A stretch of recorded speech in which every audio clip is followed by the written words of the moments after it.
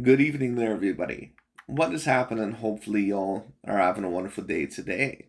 So, when it comes down to it, I thought, of course, that I would talk about the fight that recently just occurred between that of Mr. Naoya Inoue and that of Mr. Steven Fulton.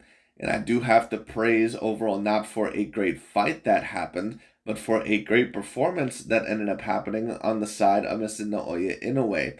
And I do have to say that I am very pleasantly surprised. I was rooting a little bit for Inoue in this fight, although I had predicted against him.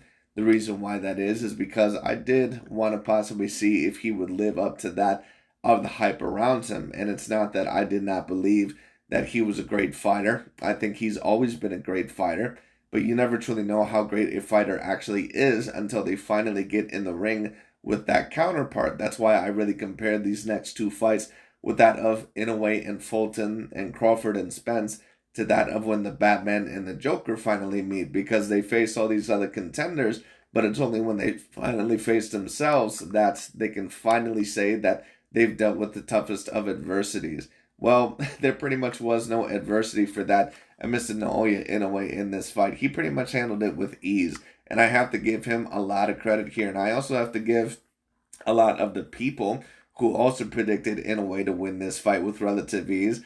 I also have to give them a lot of credit as well, because I got to say, I certainly did not expect this. I thought that I thought that his range would maybe be a little bit too much at times to Mr. Inoue. I didn't think Fulton would allow the fight to be in the mid-range quite as often.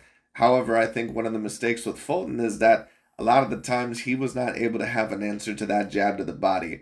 And Inoue utilizing that punch really was debatably the most important punch of all, because almost every all-time great fighter, especially of the past 20 plus years that I've seen on the high level, they all use that punch, that jab to the body, whether it's Floyd Mayweather Jr., I believe sometimes Manny Pacquiao, Canelo Alvarez.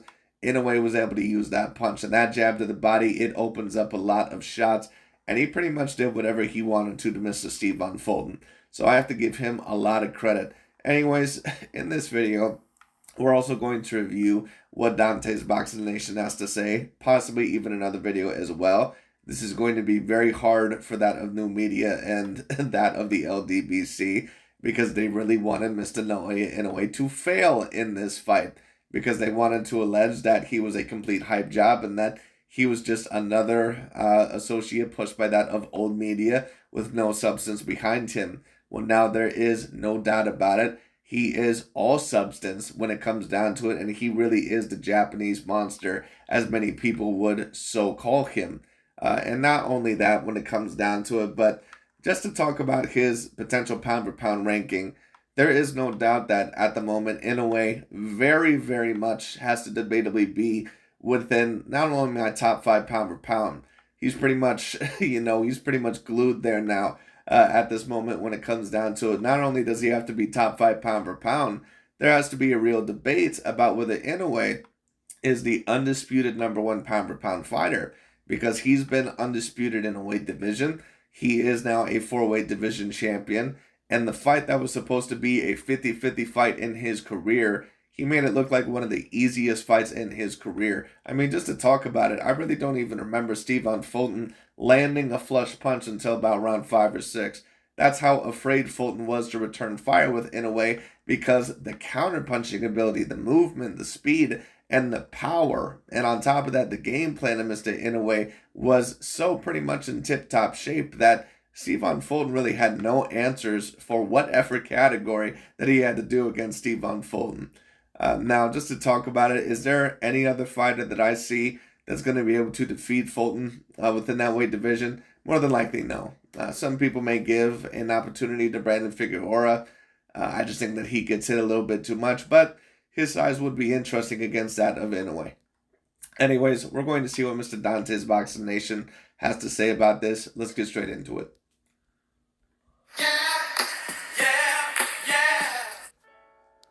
Dante's Boxing Nation, what's going on, guys? So Naoya Inoue moves up in weight and dethrones the unified champion Steven Fulton, knocks him out in the 8th round. Very, very impressive performance. What I noticed right off the bat is Inoue, he was outboxing the boxer. And Stephen... I agree, and let me tell you this. There's no doubt that Inoue can box his ass off as well. That's why I said this fight was so razor close to pick between either of them. But I said I thought that Stephen Fulton, he would try to make the fight really uncomfortable for Inoue. And sometimes Inoue being a little bit too hittable at times, in my view, it kind of worried me in terms of predicting him.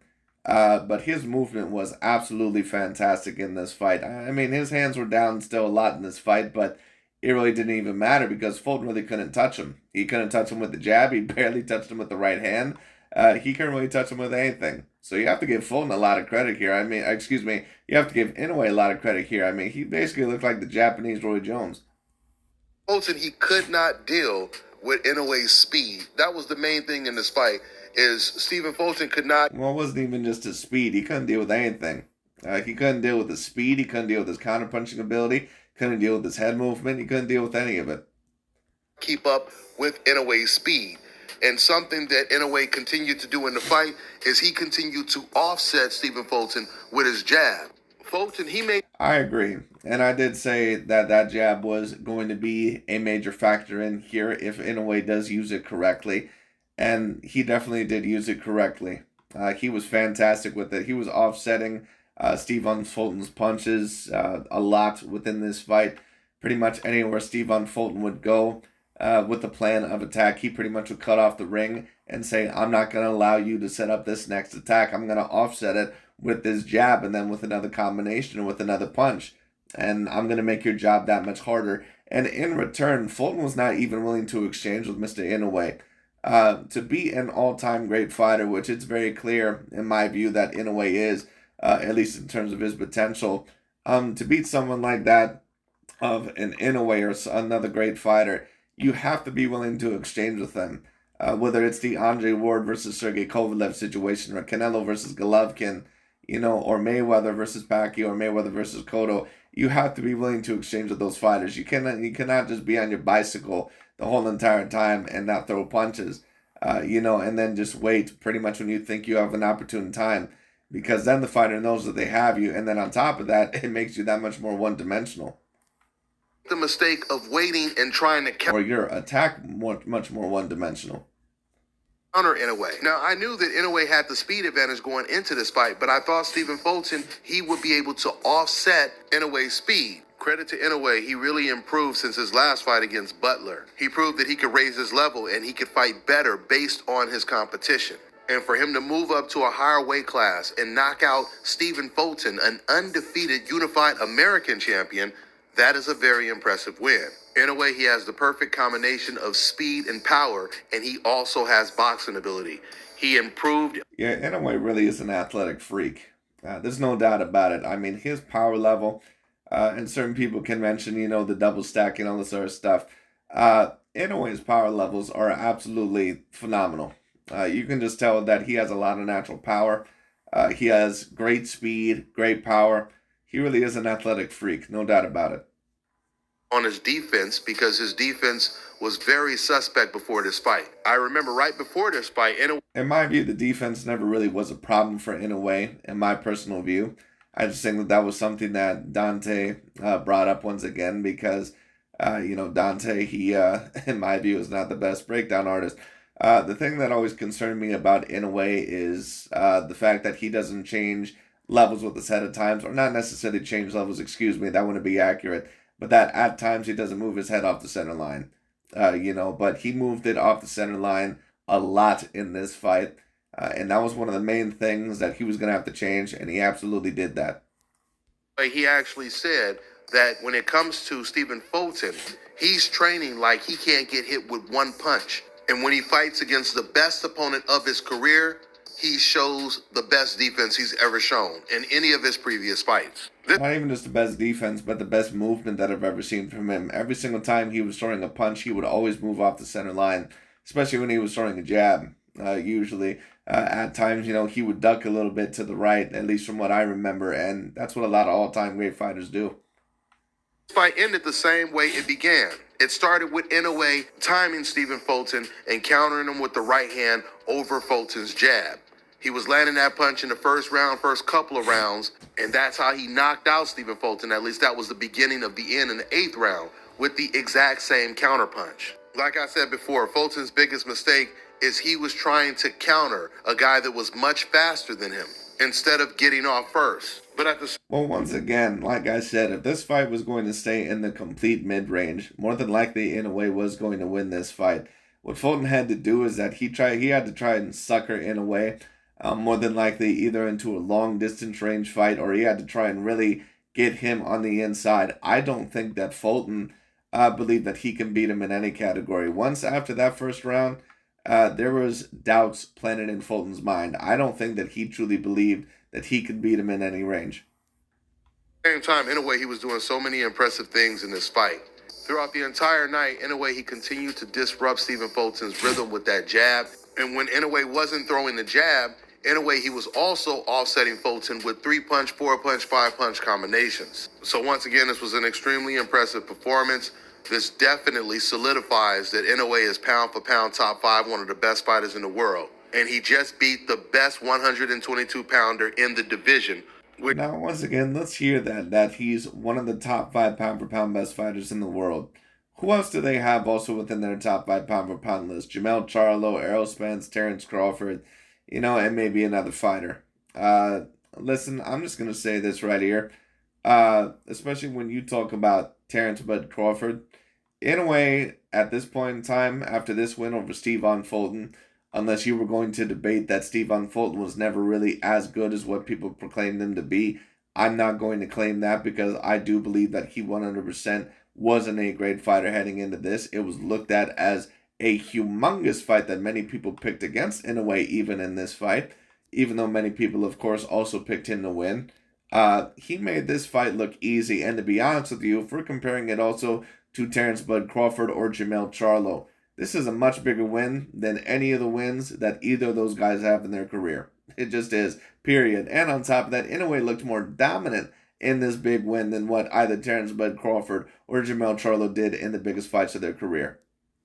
Which means it's smooth sailing now for him to become undisputed at 122. Team USA almost went undefeated this year if it wasn't for this very impressive win by Naoya Inoue.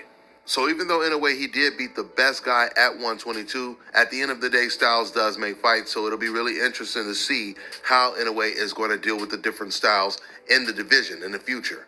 That's all I got for now, guys. I'm on to the next one. But anyways, that's pretty much about it from Dante's Boxing Nation. I thought maybe that I would review one more video, so let's see what someone else has to say.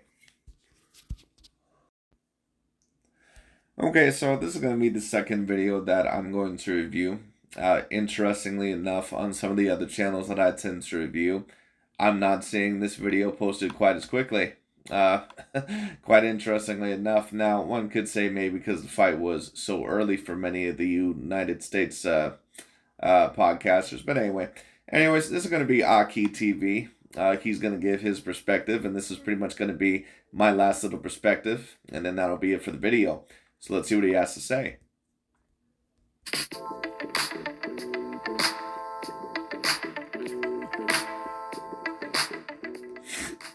Congratulations to Inoue for knocking out Fulton in the 8th round in a devastating fashion.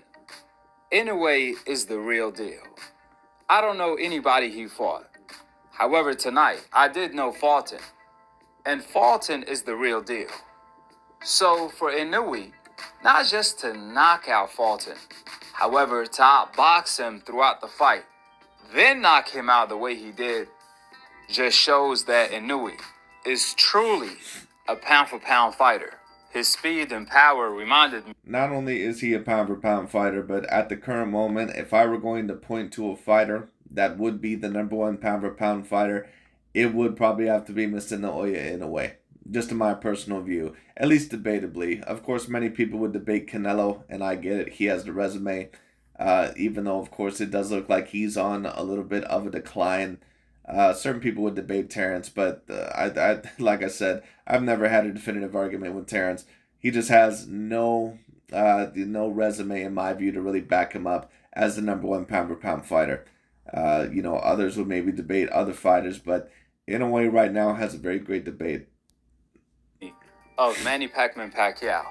The only difference is Inoue fights more intelligent. He utilizes his skill better. Inoue really, in my view, doesn't fight like Manny Pacquiao. Manny Pacquiao fights in a little bit more of, I'm not going to say a brawling style, but in a little bit more of an offensive style. And at times, would like to kind of get in certain exchanges. Inoue is more of a defense. I'm not going to say defensive minded necessarily, but he's a little bit more tactical than possibly Manny Pacquiao. As crazy as that sound, leading up to the fight, I thought Inoue was underestimating Fulton, since he said, forget about the fact that he never fought a Black American style fighter before. Inoue said he never even sparred one. However, he sure did his homework tonight. From the opening bell, it was Inoue that was out-jabbing Fulton, who was supposed to have the better jab and the longer reach. But Inoue utilized that Floyd Mayweather jab, where he was stabbing Fulton to the body. Agreed 100%, and that punch is really so important because many fighters do not have an answer to that punch. And Fulton was supposed to use his feet a little bit more in this fight, but once Inoue won that first round, I think Fulton was trying to find an area to where he could hit Mr. Inoue in the mid-range. And then once he figured out that he couldn't hit Inoue in the mid-range, he was like, oh shit. And then by that time, Inoue was starting to tee off on him over a little bit too much, and he was starting to gradually lose confidence because then he eventually figured out that he was not able to beat him in any range. Immediately as soon as the fight began, Fulton, on the other hand, was having trouble finding his distance. He was missing with the jab and the right hand. He was having trouble finding his range. You could like I said, I didn't see Steven Fulton land a flush punch until about round 5 or 6. tell Fulton respected Inoue power tremendously. But he was kind of ready for that. See, what Fulton underestimated about Inoue that shocked him tonight was Inoue's speed. He did not see that coming, nor he was seeing Inoue punches coming. See, the combo of Inoue's skill, speed, and power ultimately offset everything Fulton wanted to do. And you notice that they're saying speed with Mr. Inoue, and I agree to a slight degree. But notice that they're saying more speed than that a mid-range boxing ability.